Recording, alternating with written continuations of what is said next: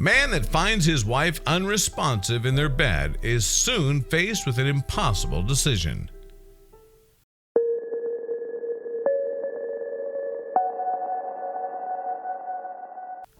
While most people try not to think about a situation where someone needs to decide whether or not to take them off of life support, it does happen. Making sure that you have a do not resuscitate policy established is important if you don't want to wind up indefinitely in a vegetative state. When Ryan Finley tried to wake his wife up one weekend morning, he had no idea that his walk up the stairs would send him headfirst into a husband's worst nightmare. In a matter of hours, he was forced to make a decision that no one should ever have to make, and things only got stranger from there. The Finley family from Oklahoma loved to have leisurely weekends during the summer. Her husband Ryan would sit on the porch and enjoy a coffee in the morning while his wife Jill slept in and relaxed.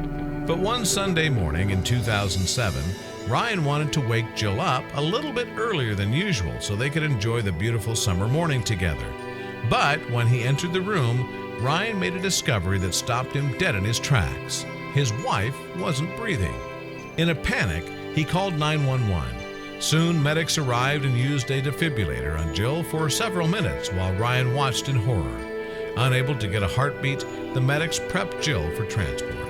Even while moving Jill out of the house on a stretcher, a medic was applying chest compressions the entire time. They knew without constant care, it was unlikely they'd be able to bring Jill back. Jill was then taken to Oklahoma Heart Hospital, where doctors rushed her into the emergency room and put her on a respirator. She was getting the oxygen that she needed, but she was far from out of harm's way. You see, the doctors determined Jill had a heart attack while sleeping, and her brain was deprived of oxygen for almost 5 whole minutes. She was wrapped in a cooling pad to prevent further brain damage, but still didn't wake. Worse yet, she was showing little brain activity. Soon, Jill officially fell into a coma. Ryan spent as much time as he could by his wife's side. He read Bible verses daily and even wrote down his thoughts to her in the form of letters, which he kept in a notebook. Even though hope was grim, he refused to give it up. Was there any hope? Doctors offered little relief when they spoke to Ryan. They told him there was only about a 1% chance Jill would ever make any kind of a recovery. Worse yet, it had already been 2 weeks and Jill wasn't showing any signs of progress. After 14 days with an unresponsive Jill, Ryan knew that he had to start making some tough calls.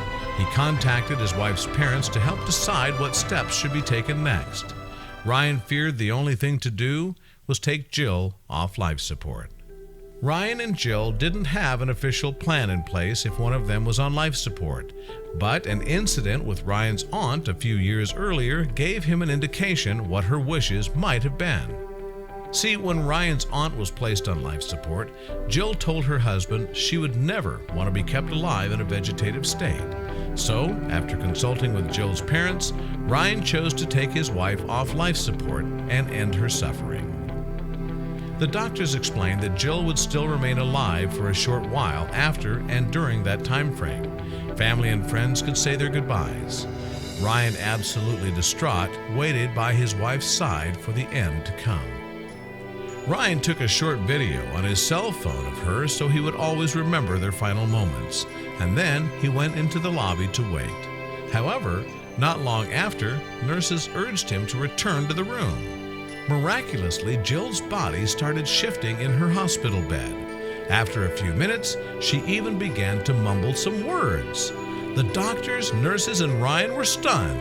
Then, Jill opened her eyes for the first time in weeks. She opened her mouth and said, "Get me out of here." Within minutes, she began speaking coherently and answering all of her husband's questions. A miracle had occurred. Jill awoke hours after being removed from life support. No one could explain what happened. It took a few days for Jill to feel significantly better, but once she did, doctors explained to her and Ryan what had put her in the coma. Unbeknownst to Jill, she had a congenital condition that caused her heart to stop pumping. Shockingly, within just a few days, Jill was back at home. However, it took months for her to relearn many basic tasks, such as teeth brushing and shoe tying.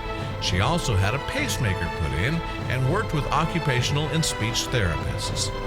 Jill didn't blame Ryan at all for the decision he made to remove her breathing tube. There was no way of knowing if she would have made a full recovery, and although extremely difficult, it was the right decision. After Jill made a full recovery, the couple became even closer. They developed a renewed love and appreciation for life and family. She thanked her lucky stars for a husband like Ryan.